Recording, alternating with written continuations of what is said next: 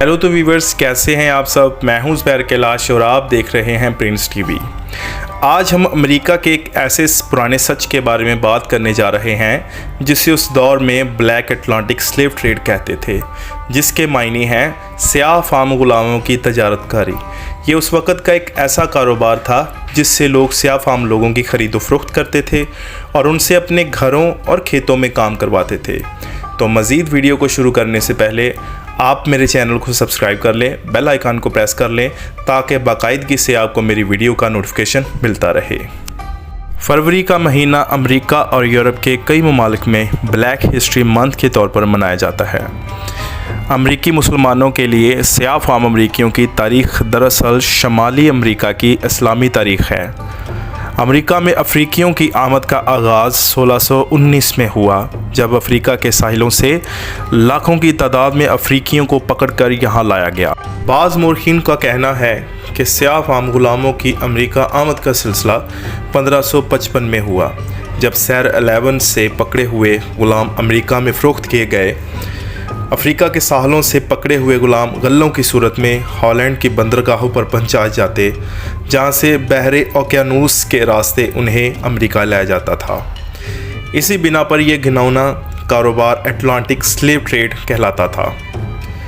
Africa से बराह रास्त America आने वाले गुलामों से लदा पहला जहाज़ 1619 में वर्जीनिया में लंगर अंदाज हुआ। उसके बाद अफ्रीकियों का शिकार एक कौमी खेल बन गया। गुलामों की तजारत और हलाको तैमूर जैसे गारत ग्रोहों के हाथों मनकूहा आबादियों को ग़ुलाम बनाने की मिसालें मौजूद हैं, मगर यहाँ तरीक़ा वारदात बिल्कुल ही अनोखी थी कि जहाज़ साहिल पर लंगर अंदाज होते और बस्तियों को मुंह अंधेरे घेर कर औरतों बच्चों समेत सारे लोग हाँक कर जहाज़ पर लाद दिए जाते। दौरान सफ़र मर्दों और औरतों को अलहदा करके ये कज़ाक कम सिन बच्चियाँ आपस में तकसीम कर लेते और फिर उनके दरमियान कसरत औलाद का मुकाबला होता ताकि ग़ुलामों की नई खैप हासिल की जाए। 1898 तक 1 करोड़ अफ्रीकी ग़ुलाम बनाकर अमेरिका लाए गए। सफ़र के दौरान तशद्दुद, बीमारी और दम घुटने से तकरीबन 20 लाख से ज़्यादा ग़ुलाम हलाक हो गए, जबकि गड़बड़ करने वाले बहुत से सरकश ग़ुलामों को उनके पैरों में वज़न बांधकर समुंदर में फेंक दिया गया। ज़्यादातर ग़ुलाम बहरे अहमर और अफ्रीका के मगरबी और वस्ती सालों से पकड़े गए। उन ग़ुलामों की निसफ तादाद नाइजीरिया के इलाके बियाफ्रा, गबून और सैर 11 के बशिंदों पर मुश्तमिल थी। उसके अलावा सेनेगाल, लाइबेरिया, कांगो और घाना के लोग भी पकड़े गए। बहरे अहमर से आने वाले कज़ाकों ने सूडानियों और हबशियों का शिकार किया।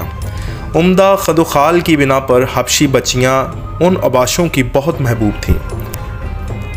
पकड़े जाने वाले अफ्रीकी ग़ुलामों की 1/3 तादाद मुसलमानों पर मुश्तमिल थी।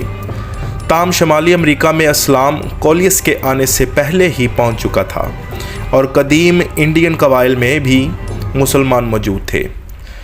इन ग़ुलामों की फ़रोख्त के लिए वर्जीनिया, शमाली कैरोलिना, जनूबी कैरोलिना और जॉर्जिया में ग़ुलामों की मंडियाँ कायम की गईं। उस वक्त अमेरिका बहरे ओकियानूस के साहिल पर वाक़या उन 13 कॉलोनियों पर मुश्तमिल था जिन्होंने बरतानिया से आज़ादी का ऐलान कर दिया था।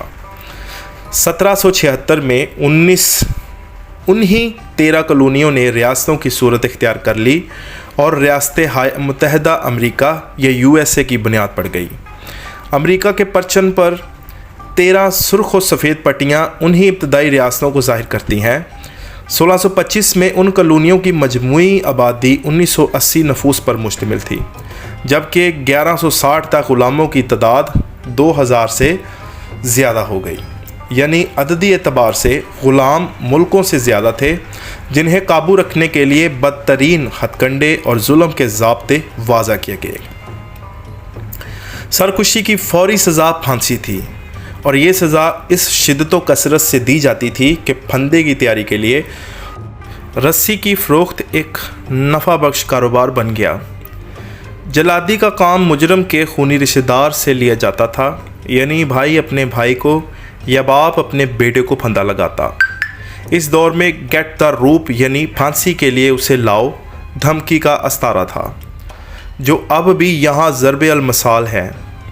پھانسی کے علاوہ بورے میں بند کر کے ڈنڈوں کی ضربات سے مار ڈالنا، خنجر بھونک دینا، زندہ جلانا، غلاموں کو تیزاب کے ڈرم میں ڈال دینا اور پیروں میں وزن باندھ کر برد کر دینا بھی اس دور کی تمام سزاؤں میں سے ایک سزا تھی۔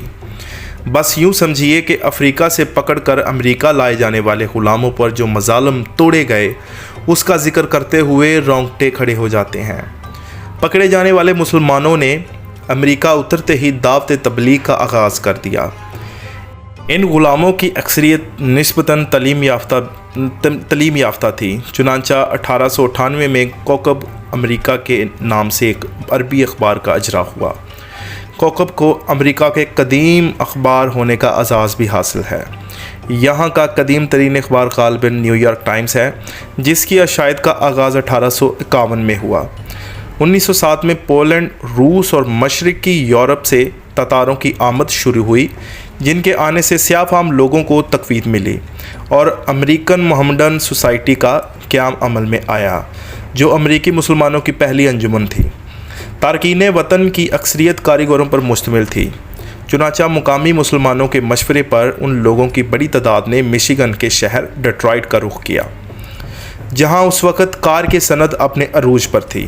ڈیٹرائٹ کی آباد کاری میں مسلم تارکین وطن کا بہت بڑا حصہ 1934 میں ایک عرب نژاد سیاہ فام مسلمان والس فرد محمد نے لوسٹ پاؤنڈ نیشن آف اسلام کی بنیاد رکھی، جو بعد میں نیشن آف اسلام بن گئی۔ جنگ دوئم کے آغاز پر لازمی لام بندی کا حکم جاری ہوا، جس کی نیشن آف اسلام نے مخالفت کی۔ ان کا موقف تھا کہ اسلام نسل، قومیت اور رنگ کی بنیاد پر جنگ کو فساد قرار دیتا ہے، لہٰذا مسلمان اس جنگ کا حصہ نہیں بن سکتے۔ اس فیصلے سے کشیدگی کا آغاز ہوا اور نیشن آف اسلام کے سربراہ علیجہ محمد ساتھیوں سمیت گرفتار کر لیے گئے۔ 1950 میں مالکم ایکس کی نیشن آف اسلام میں شمولیت اور اس کے ساتھ شہری آزادیوں کی ملک گیر تحریک امریکہ تحریک کا ایک انقلابی موڑ ثابت ہوئی۔ نیشن آف اسلام اور ساؤتھ کرسچن لیڈرشپ کانفرنس کے مشترکہ محاذ نے سارے امریکہ کے جمہوریت پسندوں کو ایک پلیٹ فارم پر جمع کیا۔ مالکم ایکس اور ڈاکٹر مارٹن لیوتھر کنگ شہری آزادیوں، برابری کے حقوق، انصاف اور آزادی کی علامت بن گئے۔ جلد ہی سیاہ فام خواتین اور دوسری لسانی اور ثقافتی اقلیتوں کو ووٹ کا حق مل گیا۔ اسکولوں، کالجوں، پارکوں اور تفریح گاہوں کی سیاہ سفید بنیادوں پر تقسیم ختم ہو گئی اور امریکہ حقیقی معنوں میں ون نیشن انڈر گاڈ قرار پایا۔ سیاہ فام امریکیوں کی جدوجہد سے 1965 میں امیگریشن اور قومیت ایکٹ منظور ہوئی، جس کے تحت یورپی ممالک کے ساتھ ساری دنیا کے لوگوں کے لیے امریکہ کے دروازے کھول دیے گئے۔ اگر آپ کو میری ویڈیو اچھی لگی ہو تو میری ویڈیو کو لائک کریں، کمنٹ کریں اور شیئر ضرور کریں اپنے دوستوں کے ساتھ۔ تو ملتے ہیں اگلی ویڈیو میں۔ اللہ حافظ۔